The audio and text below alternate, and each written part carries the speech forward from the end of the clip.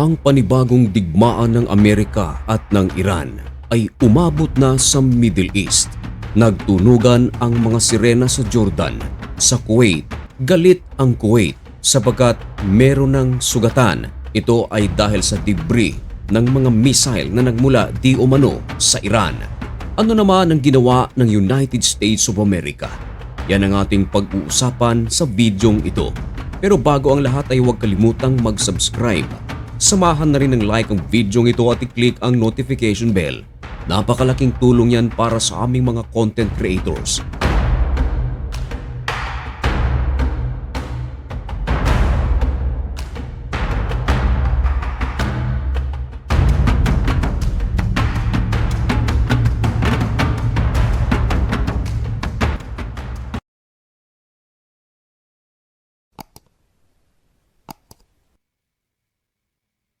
Maligayang pagbabalik mga kaibigan. Kumusta kayong lahat?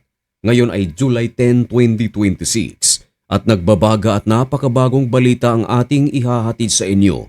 Ito ay may kinalaman pa rin sa sigalot na nangyayari sa pagitan ng Amerika at ng Iran. Tama ang inyong narinig sa ating intro mga kaibigan na kung saan ang panibagong gyera ng Amerika at ng Iran ay umabot na sa Middle East.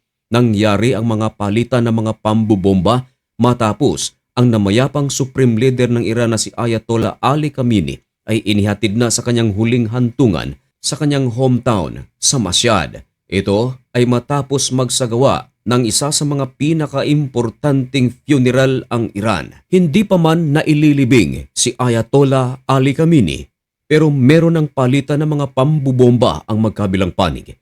Pero matapos ang paglibing sa kanya, sumiklab ang isang malaking digmaan at ayon sa mga ulat, mahigit 100 targets na ang ginawa ng Amerika sa loob ng Iran. Sa northern part of Iran ay narinig ang mga malalakas na pagsabog.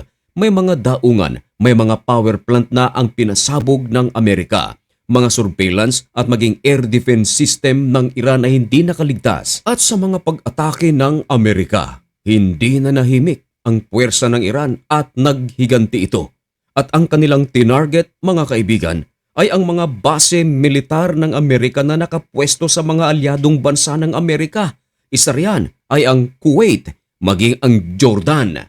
Galit na galit ang Kuwait, mga kaibigan, sapagkat meron ng sugatan sa naturang pag-atake ng Iran.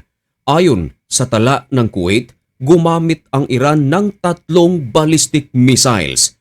Gumamit din sila ng 10 mga drones. Katuwang ang puwersa ng Amerika, ang nasabing mga ballistic missiles ng Iran bago pa man makarating sa aerial territory ng Kuwait ay pinasabog na ito. Pero ang mga debris nito mga kaibigan ay naglaglagan mismo sa teritoryo ng Kuwait dahilan kung bakit nagkaroon ng taong sugatan. Mabilis na isinugod sa pagamutan ang naturang sugatan at minomonitor. Hindi kinumpirma ng Kuwait kung meron bang nasawi sa naturang pag-atake ng Iran. Isa pa mga kaibigan sa nag-alboroto ng galit ay ang Bahrain sapagkat merong mga missiles ng Iran papunta sa kanilang aerial territory.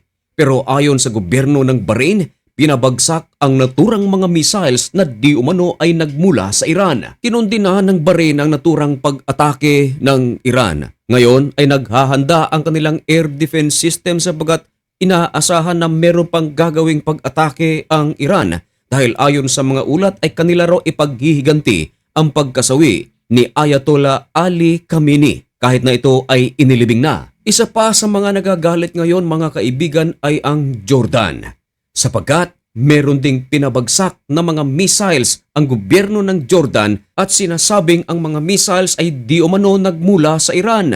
Nagtunugan ang mga sirena. Nagtakbuhan ang maraming mga tao papunta sa mga bomb shelters. At sa mga balitang ito, tila nagwawala na naman ang Iran at kahit sino-sino na ang kanilang inaatake. Mabuti na lang ayon sa mga ulat ay napapabagsak karamihan ng mga pag-atake ng Iran ng mga air defense system ng mga bansa katuwang ang air defense system ng Amerika. Ngayon sa mga nagtatanong ano ba ang resulta ng naturang pag-atake ng Amerika sa lugar ng Iran? Dahil ayon sa mga ulat, malaki ang pag-atake ng Amerika at ayon mismo sa Iran's Health Ministry ang naturang pag-atake ng Amerika, 14 katao ang kumpirmadong nasawi at maliban pa riyan, 78 na mga Iranians ang sugatan sa naturang pag-atake ng Amerika. Isa ito sa mga dahilan kung bakit ang Iran sa mga oras na ito ay nagsasagawa ng mga pag-atake sa naturang mga lugar.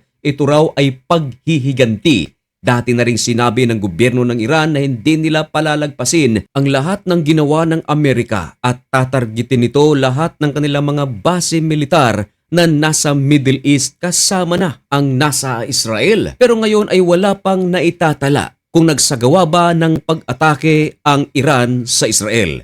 Sapagkat sinabi kasi nito na lahat ng kanilang mga base militar ay aatakihin kasama na ang sa Israel. Pero ang Israel ngayon mga kaibigan ay naka-red alert. Nakahanda sila dahil posibleng atakihin din sila ng Iran bilang paghiganti sa mga ginawang pag-atake ng Amerika. Pero dati na rin sinabi ng Israel na kahit wala ang Amerika ay magsasagawa sila ng pag-atake sa Iran.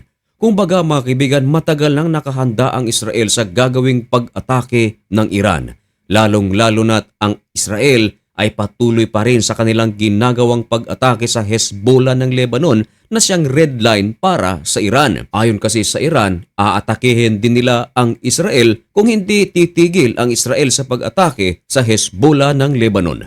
Pero ang Israel mga kaibigan ay tila hindi pinakikinggan ang Iran at patuloy sa kanilang ginagawang pag-atake sa Hezbollah ng Lebanon. Pero ayon sa Israel, nagsasagawa lamang sila ng pag-atake sa Hezbollah ng Lebanon bilang paghiganti sa mga ginagawa naman ng Hezbollah. Sinabi na rin ni US President Donald Trump na ayaw niya nang makipag-negotiate sa Iran. Kung baga mga kaibigan, ang kanilang Memorandum of Understanding ay wala ng bisa. At dahil wala ng bisa, marami ang nagsasabi na balik digmaan na talaga ang Amerika at Iran. At ang ebidensya, eto nga mga kaibigan, nagkakaroon na ng palitan ng mga pambubomba. Nakaalerto rin ngayon ang mga bansa sa Middle East kung anuman ang mangyari. Sana nga ay matapos na ang gerang ito. Pero hanggang ngayon ay hindi pa nakikitaan ng sign na magtatapos na nga ang gerang ito. Kahit na meron na silang kasunduan, kahit na nagpirmahan na, pero patuloy pa rin ang kanilang pambubomba. Mga kaibigan, manatiling updated sa mga pangyayari sa loob at labas ng ating bansa. Dito lang sa Usapang Banal. At upang mangyari yan ay huwag kalimutang mag-subscribe. So mga kaibigan, hanggang dito na lamang muna ang video ito. May God bless you. Thank you so much for watching. Goodbye.